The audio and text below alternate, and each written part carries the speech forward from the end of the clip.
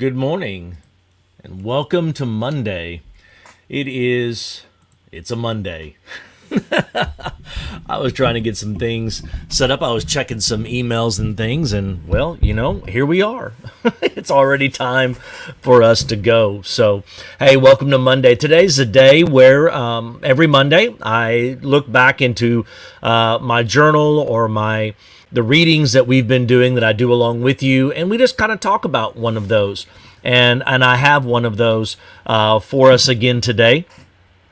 So let's look together. If you want to join me, I'm over in Ezra chapter 3. Ezra chapter 3. And this is what it says in verse 12. But many of the older priests, Levites, and family leaders who had seen the first temple wept loudly when they saw the foundation of this house. But many others shouted joyfully. Now, let me tell you a little bit. Let me set this up a little bit. What's going on here is that we have a sense of adjustment. They've been in exile for a while, and as such, being in exile, they are struggling. But they get to go back home, and as they're going back home, they start to rebuild the temple. Now, you've got two sets of people. You have one set of people that have seen what the old temple looked like. That's what you call Solomon's temple, and they've seen what the magnificent beauty that was. But the foundation that they laid out was not the same size, and it wasn't going to be as big, and it didn't look as promising. And so you have two different people. You have some people looking back on what it used to be, and are just can't handle the way it is now because it's so radically different. And then you've got other people who haven't seen what it used to be and are just happy to have something, and happy to be home and happy with life. And it just got me to thinking that isn't it so interesting how different people can view the same event in different ways? And so we're going to talk about that for just a second, the importance of your perspective. On the one hand, your perspective is very important, especially to a leader like myself, because I want to hear your perspective. Now, it doesn't mean I'll agree with your perspective. It doesn't mean that I'm going to adopt your perspective, but I want to hear your perspective, and I want to know your perspective. And I think it's important for leaders in general to hear various perspectives on different things. But it reminds me of this picture, and it's an old story about the story of the elephant and how you had different people come up and try to explain what this elephant is. They didn't tell him what it was. They just put him in different spots and said, from your perspective, tell me what this is. And so some thought it was a spear or a snake or a fan or a wall, maybe a tree, maybe even a rope if you were on the tail end of that deal. And so here we are seeing so many different perspectives. It's the same elephant.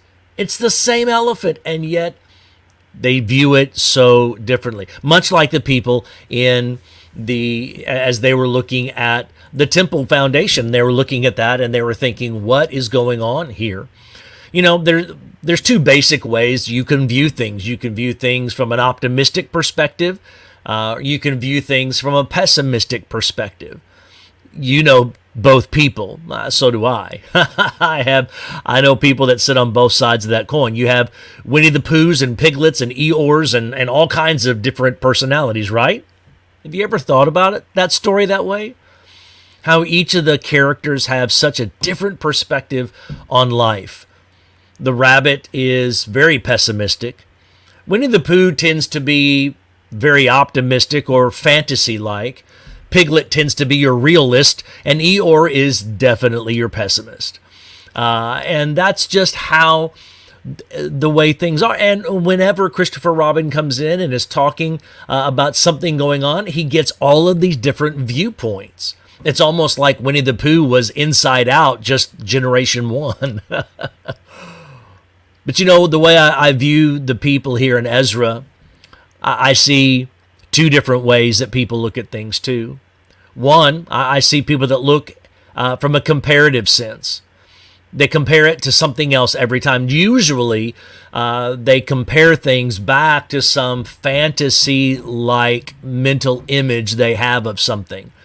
They call it the glory days. Springsteen had a song about the glory days. Go sing it. You might cry by the end because it's such a sad song to think about.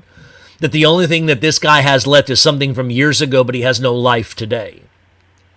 That's what comparing will do to you. If you compare yourself to everybody else, you don't have a life on your own, and you don't have a life that is full of joy and happiness that you could have today, because you're always comparing it back to some other time. And frankly, when we look back on the glory days, would we have called them the glory days when we were living them? Probably not, because we kept looking back or being told to look back to another time that were the glory days, the best days, the good old days. But were they really? Probably not. Every age and every stage has their own issues to deal with. And it's real easy to start comparing to how things used to be. The church is really good at that. Another way to look at it is the way that these people had come and they were just content. While others were like, oh, this is nothing like it used to be. Others were walking up going, man, this is awesome. We're not in exile anymore. This is great. It's a different way to look at it. How do you look at life? How are you looking at life? Now, I'm not going to suggest to you that Winnie the Pooh is always the best way to look at life, because that's not always real either. You need some reality checks in our lives. Trust me, God will let you have those all the time. There's always those reality checks, those humbling moments in life. Now, to the exiles that went back that had seen the former temple, this was an opportunity. It was an opportunity to just rejoice to not be in exile. But they just couldn't help themselves. And they compared it back to a time. And that's what Rabbit always does, isn't it? He always compares it back, and he's negative and he's pessimistic. It's always what could go wrong. What could be bad about this? They look at things and they always seem to find the one thing that's wrong, not the 9 things that are great. They always seem to find that one speck in the wall that's wrong and not the 99% that's painted absolutely great. There's always that person that can walk in and just spot all the problems.